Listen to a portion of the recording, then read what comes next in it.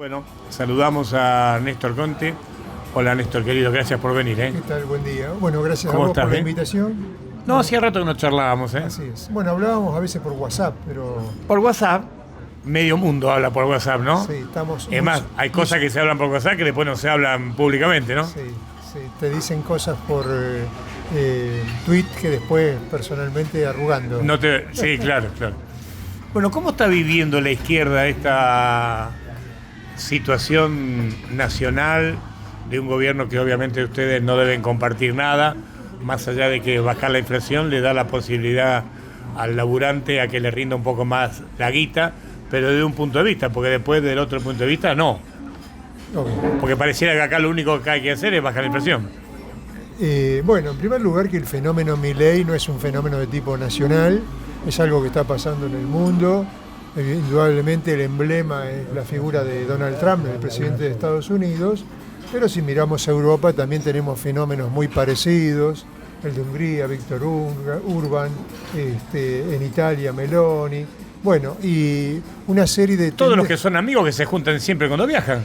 Se juntan y indudablemente esto está reflejando un agotamiento de un ciclo de bonanza capitalista y la agudización de las crisis financieras, económicas, están llevando a estas tensiones en el mundo que están deparando en estas guerras que estamos viendo en vivo y en directo y que donde ya inclusive no nos llama la atención ver un genocidio en Gaza o ver cómo Medio Oriente se está reconfigurando en una pelea de fondo que va a tener sin lugar a dudas a Estados Unidos, a China y a Rusia como los principales actores. Entonces, las consecuencias las vivimos los pueblos del mundo. Esto no cabe ninguna duda que esto es así. Por eso las movilizaciones que se viven en diferentes partes reclamando los derechos de trabajadores, de las minorías, derechos sociales que pretenden ser arrebatados en nombre de la libertad. ¿Cuántas de las cosas que están pasando para vos, que sos un dirigente de izquierda de toda la vida, no te sorprende? No, esto sorpresivo no es, lo que indudablemente no deja de llamar la atención la brutalidad de planteos. Por ejemplo, antes de que fuera presidente Milei nos sorprendimos porque en una entrevista dijo que se podían vender los hijos, que se podían vender órganos. Eso es la campaña. Es campaña, la campaña que claro, se sí, va a bueno, poder andar con armas. Cuando te dicen algo así, vos decís, che, está loco este tipo. Pero bueno, está loco. Bueno, pero no llegó a tanto. A la locura parece que sí. Y todavía, bueno, el caso de Loan en este país un poco ilumina que eso es algo que no está muy blanqueado, pero que indudablemente ocurre. Entonces, vemos este ataque al conjunto del pueblo. También nos acostumbramos a ver en las imágenes en televisión los días miércoles cómo se le pega a los jubilados, a los adultos mayores que reclaman que se les pague una jubilación que nos permita vivir y que indudablemente el gobierno ha tomado como una variable de ajuste a los jubilados, también ha tomado como una variable de ajuste a la universidad pública, a la cultura, a la obra pública tan necesaria, porque se necesitan rutas, se necesitan hospitales, escuelas, y eso está fuera ¿Es sostenible esto de que el Estado no se quiera hacer cargo por ideología de obras nacionales? ¿Es sustentable? ¿Es sostenible cuando hay cosas tan rotas que las tiene que hacer el Estado? Del color político del cielo lo tiene que hacer el Estado. Es buena la pregunta. Fundamentalmente las rutas que son nacionales. Por eso ¿Quién quiere que la haga? La pregunta es ¿cuánto tiempo pueden sostener una hasta que se mate 20 más por minuto? Pero esto ya le está generando crisis con los propios gobernadores aliados que ha logrado recoger en estos primeros 2 años, y por eso tienen el planteo que incluso muchas de las votaciones en las cámaras de diputados la canjean por obra pública para las provincias amigas del presidente. Entonces, es una vergüenza eso. Bueno, por eso es un cuadro de corruptela. Ella habla de la casta y la ha cooptado en forma directa a la casta, diciendo te doy determinadas cosas. Intendentes también. Vale la pena acá introducir que frente al veto para la ayuda a Bahía Blanca, yo escribí un artículo que lo publicamos en Prensa Obrera antes de ayer, planteando que precisamente el veto a la ayuda de los $200 millones para Bahía Blanca ha mostrado la faceta real que ya la había planteado en el 2023, cuando había sido la turbonada aquella, bueno, que los bahienses nos arreglemos nosotros solos, y lo vuelven a plantear ahora. Pero el problema, ¿por qué Milei puede hacer todo esto? Porque esa es la clave. Es decir, el pueblo está adormecido. Mira, ayer hubo movilizaciones en Bahía Blanca y en todo el país en defensa de la universidad pública. Impresionante, muy buenas. Y ha ocurrido así en diferentes momentos en estos 2 años. Pero si no fuera por la gobernabilidad que le están dando los gobernadores, los intendentes como sus Bieles, que han venido a plantear que es un hombre humilde, que le encontró buena predisposición. Todo esto lo dijo, estoy repitiendo palabras del intendente, cuando fue ahora el 8 o 9 de marzo después de la inundación. Entonces, indudablemente... Pero ahora dijo que, obviamente con este veto, por respeto a los bahienses, se tiene que ir a pelear, porque son sus bahienses los que se quedan sin esta guita, que no le viene mal a la ciudad, porque la ciudad está destruida, ¿no?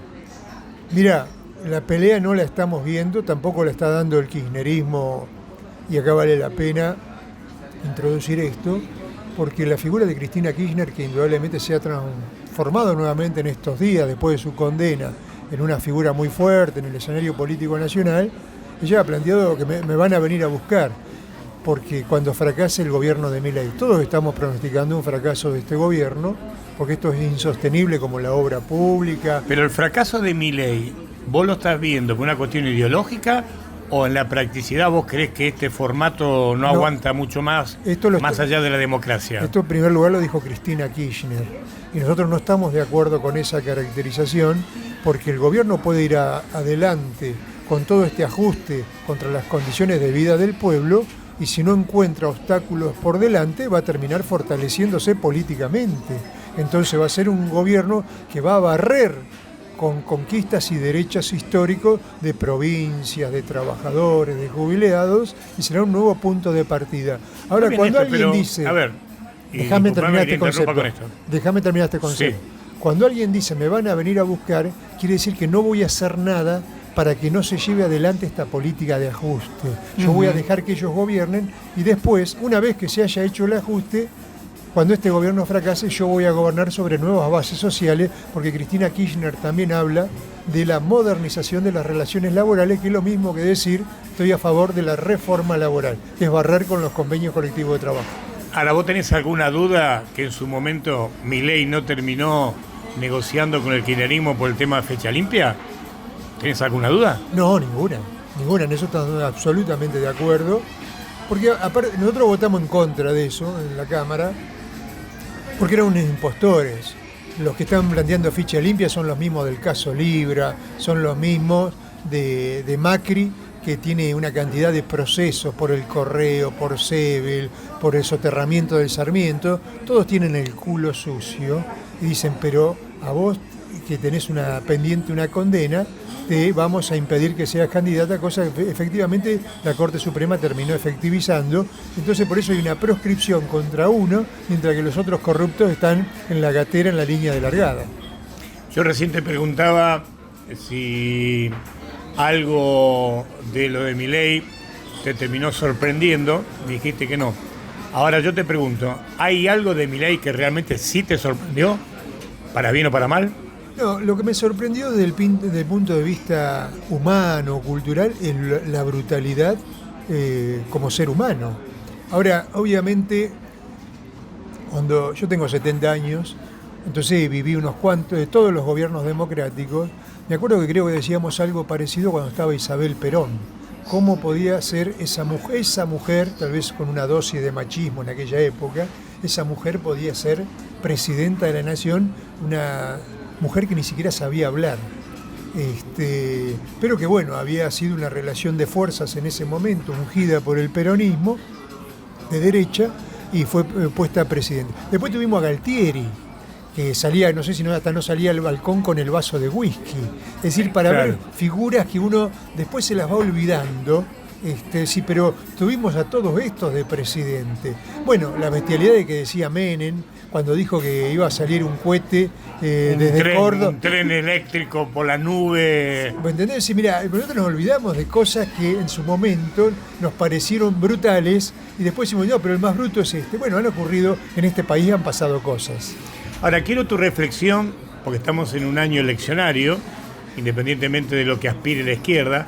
Ahora, ¿por qué, salvo que vos no compartas esto, pero por qué en definitiva Milei siempre termina ganando? ¿Por qué lo votan? Bueno, esto es interesante. En la elección capital federal fue el más votado. Ahora hay un dato en las elecciones que esto es incontrastable. La mitad de la población no va a votar.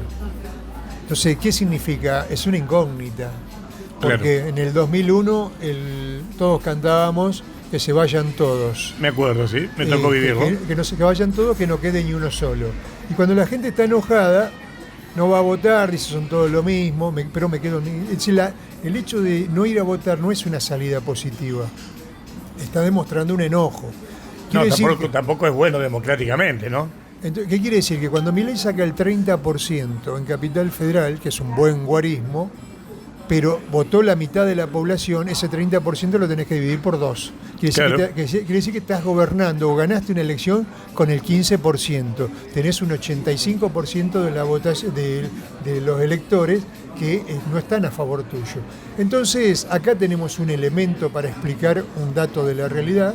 El otro elemento es cómo ha ido cooptando gobernadores, intendentes, se ha fagocitado al PRO. Entonces tenemos un escenario desde el punto de vista electoral dominado por la derecha, pero el tema, yo cuando dicen no, que se jodan porque lo votaron, no estamos de acuerdo con eso. En los barrios humildes de Bahía Blanca el voto a Milei fue mayoritario y la gente ayer se movilizó al Consejo Deliberante, cortaron... Sí, porque hablamos al final con la vecina que me habías comentado y obviamente no tenía ninguna alegría, nada. ¿Qué va a tener alegría? Todavía tienen barro, agua. La poca guita que le ofrecieron no se la dieron. Entonces a nadie se le ocurre ir a preguntarle a los vecinos del Boulevard o del Saladero, che, ¿a quién votaste? La gente no votó a Massa porque estaban repodridos de ir en mal en peor, con 40 años de gobiernos peronistas, radicales, macristas, y vino un loco. Ahora la realidad se impone. Los becarios del CONICET votaron mayoritariamente a Milei. ¿Por qué? Porque durante 20 años de kirchnerismo jamás pudieron pasar a planta. Entonces, si vos se te va la vida, ya no sos la nena de 16, 17 años, llegaste a los 40, todo más, y seguís siendo precarizado laboralmente, quiere decir que los que han gobernado te han cagado la vida. Entonces, si te cagaron la vida, ¿por qué le te tengo que seguir dando el voto? Entonces el peronismo, en vez de estar echándole la culpa a cómo votó la gente, se tiene que hacer cargo por qué la gente votó de esa manera, porque ellos son responsables de la ruptura de las ilusiones en los sectores, en los partidos populares, en el peronismo, de las masas populares. Pero entonces vos estás convencido que Milei le termina ganando a Massa porque no había un mejor Massa. Lógico, eso es lo que planteamos, es decir, el peronismo se tiene que hacer cargo de su responsabilidad histórica de ser un fracaso histórico en este país. Uh-huh. Néstor, la última, porque vamos a seguir charlando en un año de elecciones y vamos a charlar el posicionamiento otra vez de la izquierda, que finalmente no termina nunca teniendo todos los votos que ustedes desean o creen que deberían tener. ¿Qué crees que puede pasar? Pero no como futurismo o como timba. Pero ¿cómo ves las votaciones legislativas para Bahía Blanca, provincia? No digo nación porque están todos desplegadas, pero fundamentalmente provincia y Bahía. Mirá, la votación... Considerando que Milei ganó en Bahía, ¿no? Sí, creo que más allá de las crisis internas, que tiene todo lo que tiene los partidos, tanto la Libertad Avanza, el PRO o el propio peronismo, siguen teniendo una incidencia mayoritaria en el electorado, en un cuadro de un fuerte abstencionismo como planteamos antes. Entonces, eso no quita el trabajo que tenemos que dar en explicar los planteos que están en función de las necesidades que están en el conjunto de la población trabajadora, de los jubilados, de las mujeres, de la juventud, del campo del estudio, de la salud pública, que están siendo absolutamente atacados y que indudablemente lo electoral no va a plantear una salida a esas necesidades. ¿Vos tenés miedo que, hablemos de Bahía, que siempre es lo que a mí me preocupa el Paco Chico, aquí tampoco la gente vaya a votar, ya sea para un lado o para el otro? Y ese es aparentemente el escenario y es lo que uno recoge en la actividad militante cotidiana cuando trabajamos en los barrios, un fuerte escepticismo que te plantean es todo lo mismo. En ese es todo lo mismo, la izquierda también la incluyen, aunque nunca hayamos gobernado y aunque no seamos un factor de poder en la sociedad. Pero bueno, nos hacemos cargo en ese sentido del debate, de la pelea, por ganar a los sectores que salen a luchar a una posición de independencia política que es fundamental, y en ese sentido vamos a conformar las listas de izquierda en Bahía Blanca. ¿Vas a formar parte de esas listas este año? Yo voy a estar seguramente en la 6ª sección electoral. Vamos a ir con Lisandro Sabino, que es un dirigente docente de Bahía Blanca, con Juan Capa, que es docente universitario, integrando las listas del Frente de Izquierda, junto con las compañeras y los compañeros de las otras corrientes, bueno, para dar esa batalla y continuar la lucha. La vida es así. ¿Qué mensaje, para cerrar, qué mensaje le daría vos a la gente que todavía no termina de entender a la izquierda, pero que básicamente putea a este gobierno? Que cuando el día de las elecciones no se tiene que quedar en la casa, tiene que ir a votar en función de la experiencia vivida. Por eso los jóvenes que estaban con Milei se ilusionaban porque iban a cobrar en dólares, al mes ya se dieron cuenta que los dólares no eran para ellos. ¿Lo terminó pagando la casta del ajuste? No, bueno, es la casta de los jubilados, la casta de los enfermeros, la casta de los colectiveros, de las amas de casa, porque para este gobierno esa es la casta. Obviamente los sectores del mundo de la finanza, los agroexportadores, los bancos, se la están llevando con pala, como dijo la expresidenta Cristina Kirchner, de la cual lo dijo bajo su gobierno, y se la siguen llevando con pala.